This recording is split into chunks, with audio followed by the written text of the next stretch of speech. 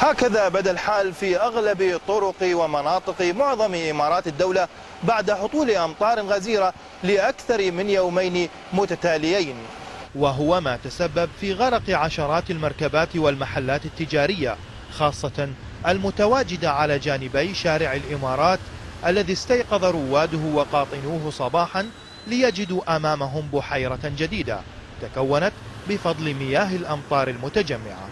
الناس الحمد لله صلوا صلاة طلبة والرحمة، والله الحمد لله استجاب الدعوة، والإنسان يمكن يشوف المياه في الشوارع في الأشياء، لكن ما عليه إنه يصبر ويتحمل الأشياء هاي. أتمنى إن شاء الله من المسؤولين والبلديات ياخذون موقف إيجابي أكثر ويسوون لنا حل، مو بالبيبات الصغيرة هاي، لو كيس نايلون يسده.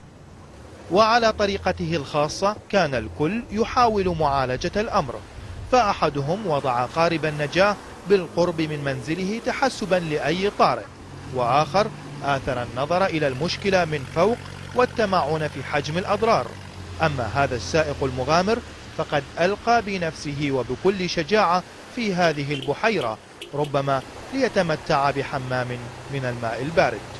رجال الشرطة وعمال البلديات والطوارئ وغيرهم في جميع مدن الدولة هبوا لنجدة الموقف، وعلى قدم وساق جرى العمل ليلا ونهارا لإزالة المياه الراكدة على الطرقات، والتي تسببت هي والسائقون الذين خرجوا للتمتع بهذه الأجواء في تعطيل حركة السير لساعات طويلة.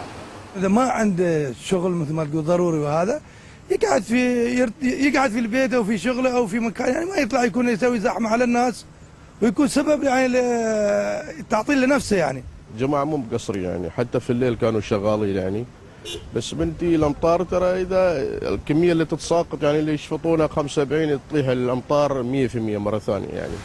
وهكذا بدأت الحركة تعود رويدا إلى الطرقات، وخاصة الرئيسية منها تجنبا لحدوث الاختناقات المرورية، ثم سيكون العمل على المناطق السكنية فالصناعية، وما على الناس سوى التمتع بهذه الأجواء حتى يأتي الفرج.